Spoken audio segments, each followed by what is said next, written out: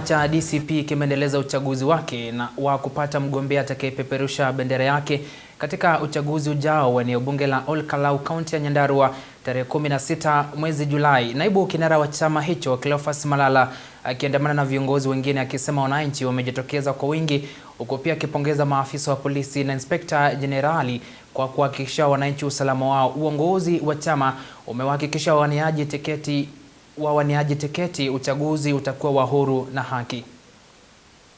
Chama cha DCP kimefanya uchaguzi wa mchujo wa kutafuta mgombea atakayepeperusha bendera ya chama hicho katika uchaguzi mdogo wa eneo bunge la Ol-Kalou mwezi Julai. Naibu kinara wa chama cha DCP Cleophas Malala akifurahishwa na jinsi wananchi wamejitokeza kwa wingi kupiga kura kujitafutia kiongozi wao, hasa ikilinganishwa na uchaguzi wa chama cha UDA uliofanyika hapo jana. Kuwashukuru, mmejitokeza kwa wingi.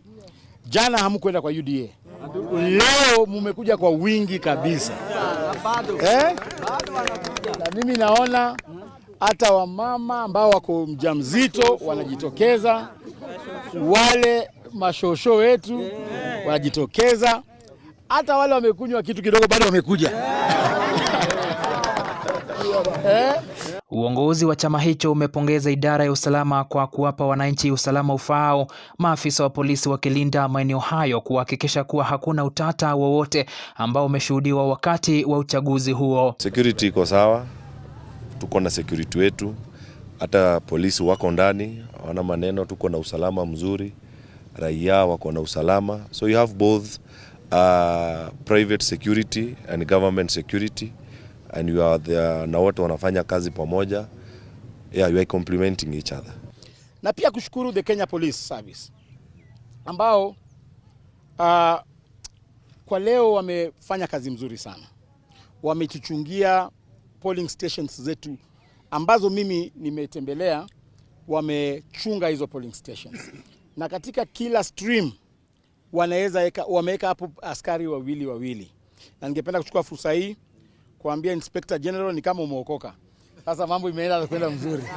Wananchi waliojitokeza wameridhika na zoezi hilo, wakifurahia mazingira bora na mipangilio kabambe, wawaniaji wakipata hakikisho kuwa uchaguzi huo utakuwa wa huru na haki. Niona chama cha UDA jana kilitumia digital platform, kwamba mtu anakuja na laptop ama iPad anapiga kura hapo kwa iPad. So ukipiga kura inapeperushwa inaenda State House kwanza. Sababu sasa haiko kwa debe, lakini yetu ni kura ambayo unaona ni sanduku iko, unaweka kura yako hapo na mnahesabu vile inahesabika. Tulipata geti kwa wazi, watu wametupokea vizuri sana.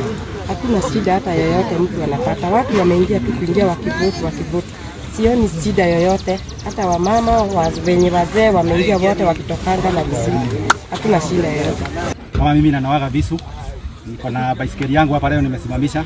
Nasema sitanoa visu, nichaguane ili siku ya kesho niendelee na biashara yangu ya kawaida.